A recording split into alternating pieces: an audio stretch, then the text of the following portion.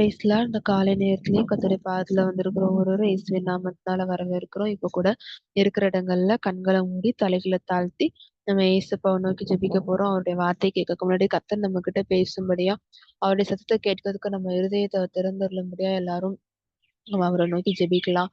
அன்பின் பரலோக பிதாவே, அப்பா உம்மை நன்றியோடு துதிக்கிற ஸ்தோத்திரிக்கிறோம்ப்பா.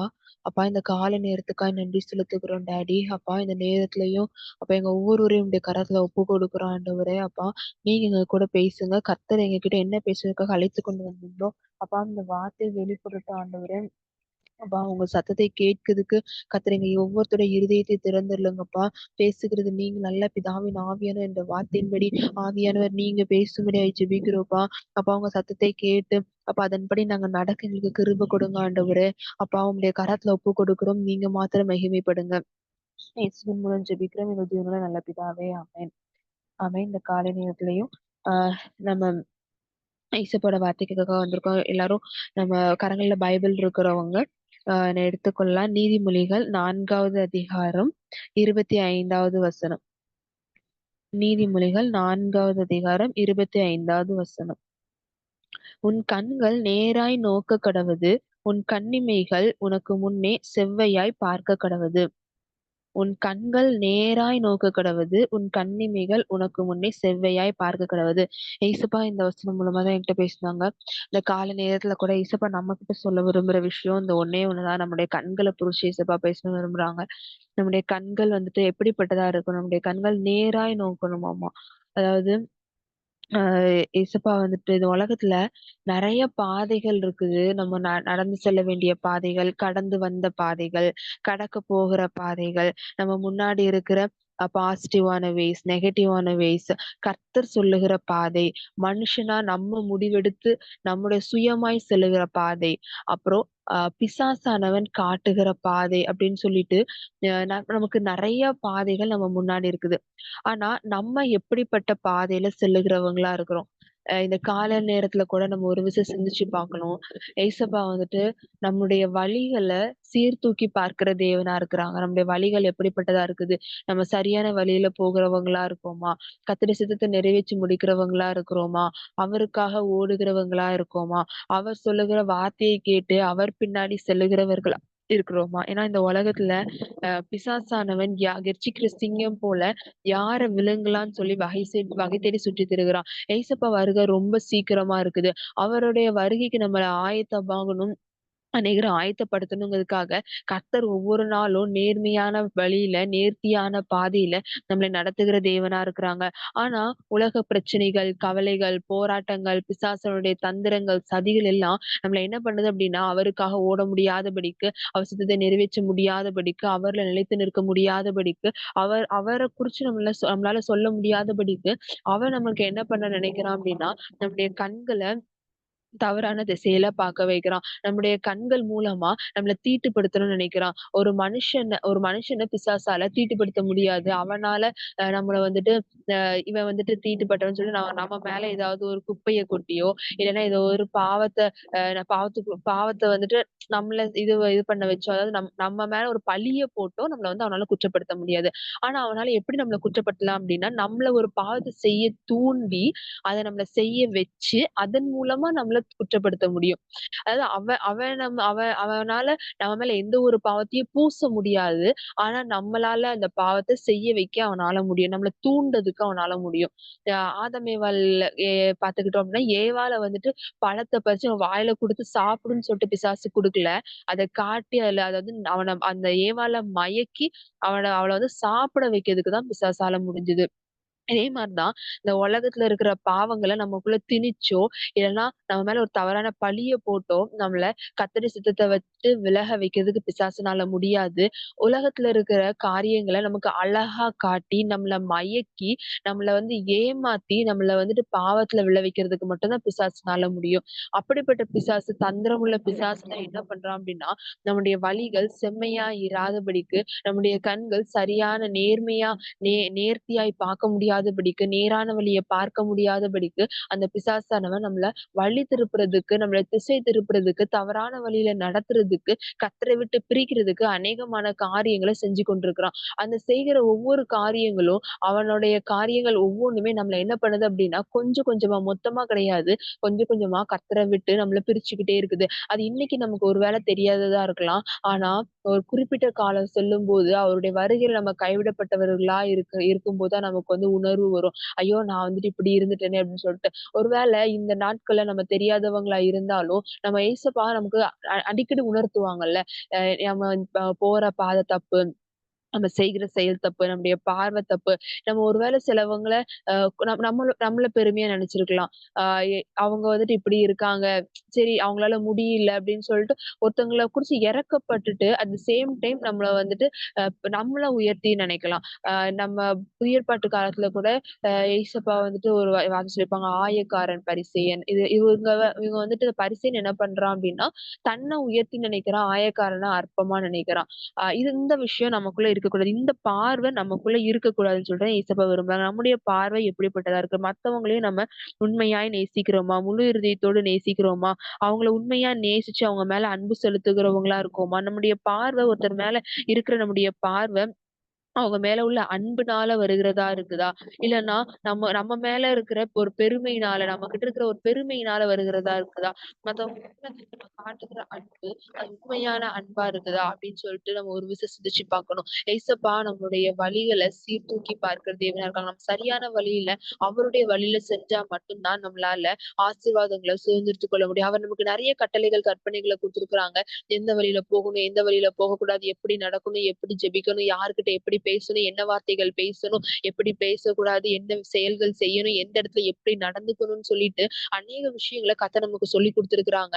அத நம்ம ஃபாலோ பண்றவங்களா இருக்கோமா? அவருடைய வார்த்தையை கேட்டு அதன்படி நடக்கிறவங்களா இருக்கிறோமா? அவருடைய கற்பனைகளை கைக்கொள்ளுகிறவங்களா இருக்கிறோமா? அத நம்ம ஒவ்வொரு நாளும் தினம் தினம் காலை நேரத்துல நம்ம சிந்திச்சு பார்க்கிறதற்கு நம்ம ஜாக்கிரதை உள்ளவர்களா இருக்கணும். ஏன்னா நம்ம ஜாக்கிரதையா இருந்தா மட்டும் தான் பரலோக ராஜ்யத்த சுதந்திரித்துக் கொள்ள முடியும். அவருடைய வருகையில நம்ம பிரவேசிக்க முடியும். பரலோக ராஜ்யத்துல நம்ம பிரவேசிக்கணும் அப்டின்னா, நம்ம எப்பொழுதும் ஜாக்கிரதை உள்ளவங்களா காணப்படணும்னு சொல்லிட்டு ஏசப்பா விரும்புறாங்க. இஸ்ரவேல் ஜனங்கள ஏசப்பா அழகான ஒரு பாதையில நடத்தி கொண்டு வந்தாங்க. ஆனா, சில இடங்கள்ல அவங்களுக்கு பிரச்சனைகள், போராட்டங்கள் வந்துச்சு.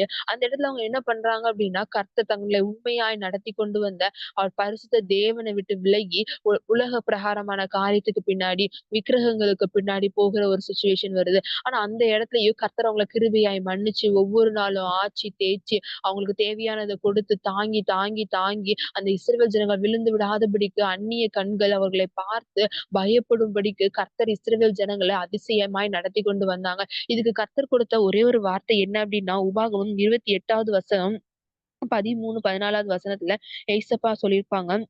இன்று நான் உங்களுக்கு விதிக்கிற வார்த்தைகள் யாவையும் விட்டு விலகி வேறே தேவர்களை சேவிக்கும்படி நீ வலதுபுறம் இடதுபுறம் சாயாமல் இன்று நான் உனக்கு விதிக்கிற உன் தேவனாகிய கர்த்தரின் கட்டளைகளை கைக்கொள்ளவும் அவைகளின்படி நடக்கவும் அவைகளுக்கு செவி கொடுத்து வந்தால் கர்த்தர் உன்னை வாளாக்காமல் தலையாக்குவார் நீ கீழாகாமல் மேலாவாய். ஏசப்பா உங்களுக்கு கொடுக்கிற ஒரே ஒரு வார்த்தை என்னது? நீ வலதுபுறம் இடதுபுறம் சாயாம நான் உனக்கு விதிக்கிற கட்டளைகளை கைக்கொள்ளவும் அதன்படி நடக்கவும் நீ அத செவி கொடுத்து வந்தா, நீ வாலாகாமல் தலையாவா, கீழாகாமல் மேலாகவும் சொல்லி ஒரு பெரிய ஆசீர்வாதத்த குடுக்குறாங்க. அந்த இஸ்ரவேல் ஜனங்கள் அந்த ஆசீர்வாதத்த சுதந்திரித்துக் கொள்ளணும் அப்டின்னா, வலதுபுறம், இடதுபுறம் சாயக்கூடாது. கர்த்தர் சொல்லுகிற வார்த்தையை கேட்டு நடக்கணும். இதுதான் அவங்களுக்கு கொடுக்கப்பட்ட பிரதானமான கற்பனையா இருந்துச்சு. அவங்க பின்பற்ற வேண்டிய ஒரு முக்கியமான ஒரு விஷயமா இருந்தது. ஏன்னா, அவங்க கானான் தேசத்த சுதந்திரித்துக் கொள்ளணும் அப்டின்னா, வலதுபுறம், இடதுபுறம் சாயக்கூடாது. ஒவ்வொரு தேசத்தையும் அவங்க கடந்து வரும்போது, அந்த தேசங்களுக்குள்ள அவங்க சாஞ்சு போயிறக்கூடாது. கர்த்தர் அவங்களுக்கு நியமித்த பாதை நேர்மையான பாதை, நேரான பாதை. அந்த நேரான பாதையில அவங்க கடந்து சென்றா மட்டும் தான் கானான் தேசத்துக்குள்ள பிரவேசிக்க முடியும். மோசே கூட அநேக ராஜ்யங்கள கடந்து வரும்போது அங்க இருக்கிற ராஜாக்கள் கிட்ட சொல்லியிருப்பாங்க. நான் இடதுபுறம், வலதுபுறம் நாங்க சாய மாட்டோம். அங்கருந்து நாங்க எந்த ஒரு திங்ஸும் எடுக்க மாட்டோம். தண்ணி கூட நாங்க எடுக்க மாட்டோம். ஒரு வேள நாங்க தண்ணி எடுத்தோம்னா அதுக்கு பே பண்றோம். அப்படின்னு சொல்லிட்டு ஒரு நேர்மையான பாதையில நாங்க நடப்போம்ன்னு சொல்லிட்டு மோசே நெறைய ராஜாக்கள் கிட்ட சொல்லி அந்த இடத்த நம்ம கடந்து வருகிறத நம்ம பார்க்க முடியுது.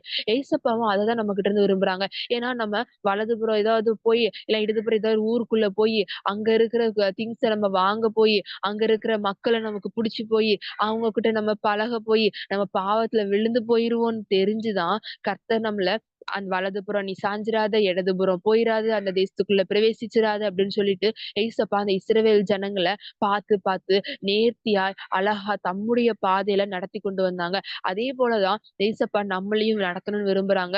கானான் தேசத்துக்குள்ள இஸ்ரவேல் ஜனங்கள நடத்துறதுக்கு கர்த்தர் எப்படி ஜாக்கிரதை உள்ளவரா, எப்பொழுது அவங்க மேல கண் வைத்தவராய் காணப்பட்டாரோ, அதே போல நம்ம மேல ஏசப்பா கண்கள் வைத்தவராய் காணப்படுறாங்க. நம்மள எப்பொழுதுமே பார்த்து கொண்டிருக்கிறாங்க. நம்ம அவரையே நோக்கி ஓடணும். அவருடைய வழியிலே நம்ம நடக்கணும். எந்த சைடும் சாஞ்சிடக்கூடாது.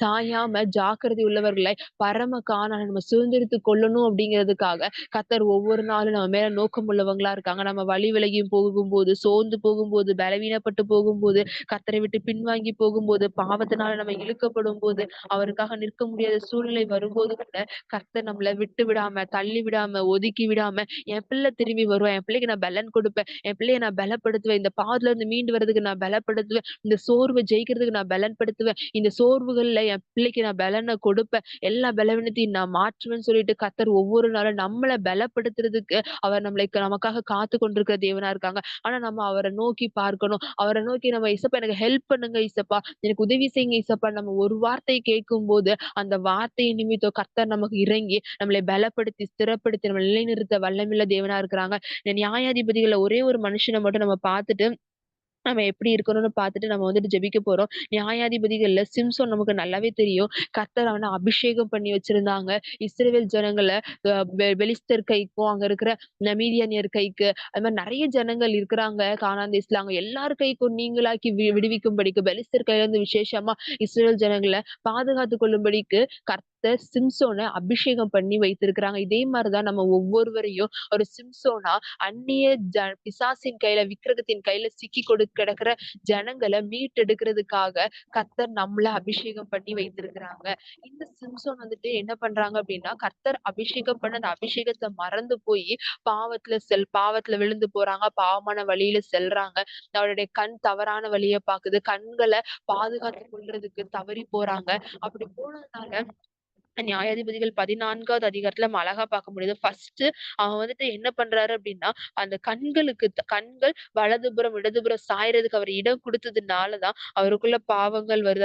அவன் வந்துட்டு 14வது அதிகாரத்துல சொல்லுவான். அந்த பெண் வந்துட்டு நான் ஒரு திம்னாத்ல ஒரு பெண்ண கண்டேன். ஆனா அவ என் கண்களுக்கு ரொம்ப அழகா இருக்கா. என் கண்ணுக்கு பிரியமானவள்ன்னு சொல்லிட்டு அவங்க 3வது வசனத்துல அவங்க அப்பா, அம்மா கிட்ட போயிட்டு இந்த சிம்சோன் சொல்றாரு. இருதயத்துக்கு பிரியமானவள் கிடையாது. கர்த்தருக்கு பிரியமானவள் கிடையாது. தாய் தகப்பனுக்கு பிரியமானவள் கிடையாது. எதுக்கு பிரியமானவளா இருந்தா அப்டின்னா, தன்னுடைய சிம்சோனுடைய கண்களுக்கு பிரியமானவளா இருந்தா. சிம்சோன் தன்னுடைய கண்களுக்கு இடம் குடுத்ததுனால தான், அந்த இடத்துல ஒரு பாவத்துல விழ வேண்டிய ஒரு சிச்சுவேஷன். அங்க அந்த அந்த திம்னாத்ல போய் அந்த பொண்ண பாக்குறதுக்கு போகச்சுல கூட, சிங்கம் சிங்கம் வருது அவங்களுக்கு ஆப்போசிட்ல. அப்போ சிம்சோன் சிங்கத்த கொன்னுடுறாரு. கொன்னுட்டு அதுக்கப்புறம் அந்த பொண்ண பாத்துட்டு மறுநாள் ஒரு 8வது வசனத்துல நம்ம போட்டிருக்கோம். சில நாளைக்கு பின்பு அவன விவாகம் பண்ண திரும்பி வந்து, அந்த சிங்கத்தின் உடலை பார்க்க வழி விலகி போனான். என்ன பண்றான் அப்படின்னா, அவனுடைய கண் ஃபர்ஸ்ட் தவறான வழியில போனதுனால, இப்போ சிங்கத்த பாக்குறதுக்கு அவன் என்ன பண்றான் அப்படின்னா, வழி விலகி போகுறான். அந்த சிங்கத்தின் உடல்ல பாக்குறதுக்கு அங்க என்ன நடந்தது? ஏன்னா, அவனுக்குள்ள ஒரு சின்ன பெருமை வர ஆரம்பிச்சிருக்கு. அவனுடைய நம்ம வந்துட்டு ஒரு சிங்கத்த கொன்னோமே! அந்த சிங்கம் என்ன நிலைமையில இருக்குன்னு பாக்குறதுக்காக அவனுக்குள்ள ஒரு பெருமை வர ஆரம்பிச்சிருக்கு. அவனுக்குள்ள வந்து அந்த பெருமையின் நிமித்தம் அவனால அந்த இடத்துல கர்த்தருக்காக நிற்க முடியல. அவன் தீட்டுப்படுது. அவனுடைய நசரேய விரதம் தீட்டுப்படுத்தப்பட்டிருக்கு. அந்த தீட்டுப்பட்டதின் நிமித்தம் அவனால கர்த்தருக்காக நிற்க முடியல. கர்த்தருக்காக ஓட முடியல. கர்த்தர் சித்தத்த செய்ய முடியல. பாவத்துல வீழ்ந்து போகுறான். அவனால இஸ்ரவேல் ஜனங்கள பெலிஸ்தர் கைக்கு மீட்டெடுக்கிறதுக்கு அதுக்கப்புறம் முடியல. பாவத்துல அதிகமாய் ஆழ்ந்து போகுறான். நான் இப்படிப்பட்டவங்களா ஒருவேள நம்ம கூட பாவத்துல வீழ்ந்து போயி, உழன்று போயி, மூழ்கி போயி இருக்கிறவங்களா காணப்படலாம். ஆனா கர்த்தர் இந்த வேளையில நம்மளையும் மீட்டெடுக்கணும்னு விரும்புறாங்க. சிம்சோன் அதுக்கப்புறம் லாஸ்ட்டா கர்த்தர் ஏசப்பா எனக்கு ஒரு விஷயம் மாத்திரம் இறங்குங்கன்னு சொல்லிட்டு அவன் மனம் திரும்பினப்போ, கர்த்தர் அவன் மேல மறுபடியும் அபிஷேகத்த குடுத்து மீண்டு வர பண்ணாங்க. முன்னாடி இருந்தத விட பெரிய பலத்த குடுத்து அநேகர கொல்றதுக்கு ஏத்த பலன குடுத்தாங்க. ஏசப்பா அவன மறுபடியும் நினைத்தருளினாங்க. இதே மாரி தான் நம்மளுடைய லைஃப்ல கூட பரம காணானுக்காக செல்ல வேண்டியது செய்யறதுக்காக அழைக்கப்பட்ட நம்ம கண்களுக்கு இடம் கொடுத்து, உலக பார்வைக்கு, உலகத்துல இருக்கிற பிரச்சனைகளுக்கு, உலகத்துல இருக்கிற சூழ்நிலைக்கு, பலவீனத்துக்கு இடம் கொடுத்து, கர்த்தரை விட்டு விலகி சோர்ந்து போன நிலைமையில, பாவத்துல வீழ்ந்து போய், இல்ல பின்வாங்கிய நிலைமையில, இல்ல ஜெபிக்க முடியாத நிலைமையில சோர்ந்து போய் இருப்போம் அப்படின்னா, கர்த்தர் நம்மள இந்த நேரத்துல பலப்படுத்துறதுக்கு வந்திருக்கிறாங்க.